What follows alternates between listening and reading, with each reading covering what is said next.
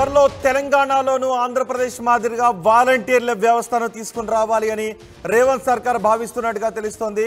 ఆంధ్రప్రదేశ్లో సక్సెస్ అయిన వాలంటీర్ వ్యవస్థను తెలంగాణలో కూడా అమలు చేయాలని రేవంత్ సర్కార్ భావిస్తున్నట్టుగా తెలుస్తోంది. ఇంటింటికి సంక్షేమ పథకాలను అందించాలి అనే లక్ష్యంగా పార్లమెంట్ ఎన్నికల తర్వాత వాలంటీర్లను నియమించాలి అని ప్లాన్ చేస్తున్నట్టుగా తెలుస్తోంది. పార్టీ నేతలకు ఈ విషయంపై సీఎం రేవంత్ రెడ్డి క్లారిటీ కూడా ఇచ్చారు. గ్రామాల వారీగా ఇందిరమ్మ కమిటీలను ఏర్పాటు చేసి కమిటీల్లో యాక్టివ్గా ఉండే వారిలో ఒకరికి వాలంటీర్గా అవకాశం ఇవ్వాలి అని భావిస్తున్నట్టుగా తెలుస్తోంది. మరింత సమాచారం మా ప్రతినిధి మధు అందిస్తారు. మధు, తెలంగాణలో కూడా వాలంటీర్ వ్యవస్థ లోక్సభ ఎన్నికల తర్వాత వచ్చే అవకాశం ఉందా? ఎగ్జాక్ట్లీ సేమ్ ఆంధ్రప్రదేశ్ లో ఏదైతే గ్రామ వాలంటీర్లకు సంబంధించినటువంటి వ్యవస్థను ఏర్పాటు చేసి సంక్షేమ పథకాలను, ప్రభుత్వ సంక్షేమ పథకాలను డైరెక్ట్ గా లబ్ధిదారుడి ఇంటికి చేరవేసేలా కార్యక్రమాలు ఏదైతే రూపొందించడం జరిగిందో అదే వ్యవస్థని తెలంగాణలో కూడా ప్రారంభించాలి అనేటువంటిది రేవంత్ రెడ్డి నిర్ణయంగా కనిపిస్తా ఉంది. గతంలోనే ఒకసారి హింట్ ఇచ్చారు ఆయన. ఇప్పుడు దాన్ని పార్లమెంట్ ఎన్నికల తర్వాత పూర్తి స్థాయిలో ఇంప్లిమెంట్ చేయడానికి సిద్ధమవుతున్నట్టుగా తెలుస్తా ఉంది. ఎందుకంటే స్థానిక సంస్థల ఎన్నికలు ప్రారంభం కానున్నాయి జూన్ లో.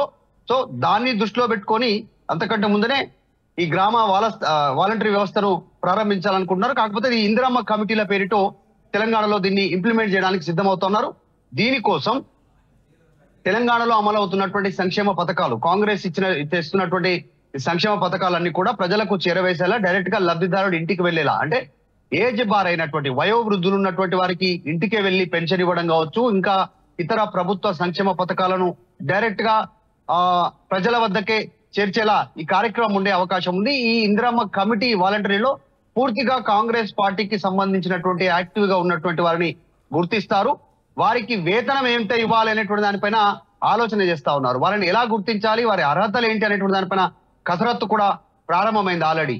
వాళ్ళు స్థానికంగా తెలంగాణకు సంబంధించినటువంటి వ్యక్తులయ్యే ఉండాలి, తెలంగాణ అడ్రస్ లోనే నివసిస్తూ ఉండాలి, మినిమం తత్సమాన అంటే మినిమం 10వ తరగతి 10th పాస్ అయి ఉండాలి. ఈ వాలంటరీ వ్యవస్థలో వాళ్ళు సేవ చేయాలంటే వాళ్ళకి మినిమం వేతనం కూడా ఉంటుంది. అత్యంత కీలకం కానున్నారు వీరంతా కూడా.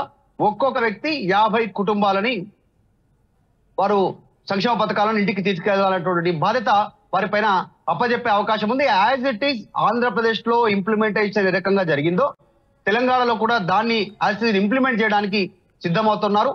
ఈ వాలంటరీ వ్యవస్థలో పనిచేయడానికి ఆసక్తి ఉన్నటువంటి వారు అప్లికేషన్ పెట్టుకోవచ్చు.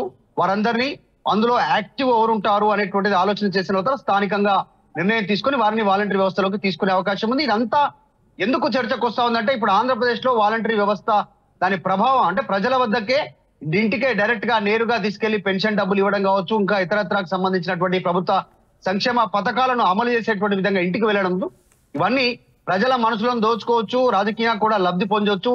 తర్వాత వచ్చే స్థానిక సంస్థ ఎన్నికల్లో భారీగా లబ్ధి పొందొచ్చు రాజకీయ పరంగా అనేటువంటిది కూడా ఒక రీజన్. సో ఎటకేలకు దీన్ని ఇంప్లిమెంట్ చేయాలనే ఉద్దేశంతో రేవంత్ రెడ్డి సిద్ధంగా ఉన్నారు. దీనికి సంబంధించి కసరత్తు ప్రారంభమైంది. త్వరలోనే పార్లమెంట్ ఎన్నికల తర్వాత దీనిపైన పూర్తి స్థాయి దృష్టి పెట్టే అవకాశం ఉంది. సో ఆంధ్రప్రదేశ్ లాగానే తెలంగాణలో వాలంటరీ వ్యవస్థ ఉన్నది. ఇక్కడ ఇందిరమ్మ కమిటీల పేరుతో ఇది ఉండే అవకాశం ఉంది. రైట్ మధు, ఆంధ్రప్రదేశ్ మాదిరిగానే త్వరలో తెలంగాణలో కూడా వాలంటీర్ వ్యవస్థ అందుబాటులోకి వచ్చే అవకాశం కనిపిస్తోంది. వాలంటీర్ వ్యవస్థను ఏర్పాటు చేయాలి అని ముఖ్యమంత్రి రేవంత్ రెడ్డి భావిస్తున్నారు. ఏపీలో వాలంటీర్ వ్యవస్థ సక్సెస్ కావడం, వాలంటీర్ల ద్వారానే ఇంటింటికి లబ్ధిదారులకు ఆ నగదును చేరవేయటం, ఇవన్నీ కూడా తెలంగాణలో కూడా అమలు చేస్తే బాగుంటుందని రేవంత్ రెడ్డి భావిస్తున్నారు. ఇంటింటికి సంక్షేమ పథకాలను అందించాలి అనే లక్ష్యంతో ఇక్కడ కూడా వాలంటీర్ వ్యవస్థను ఎన్నికల తర్వాత, పార్లమెంట్ ఎన్నికల తర్వాత అందుబాటులోకి తీసుకొచ్చే అవకాశం కనిపిస్తోంది. పార్టీ నేతలకు ఈ విషయంపై సీఎం రేవంత్ రెడ్డి క్లారిటీ ఇచ్చారు. గ్రామాల వారీగా ఇందిరమ్మ కమిటీలను ఏర్పాటు చేసి కమిటీల్లో యాక్టివ్గా ఉండే వారిలో ఒకరికి వాలంటీర్గా అవకాశాన్ని కల్పించే అవకాశం ఉందని తెలుస్తోంది.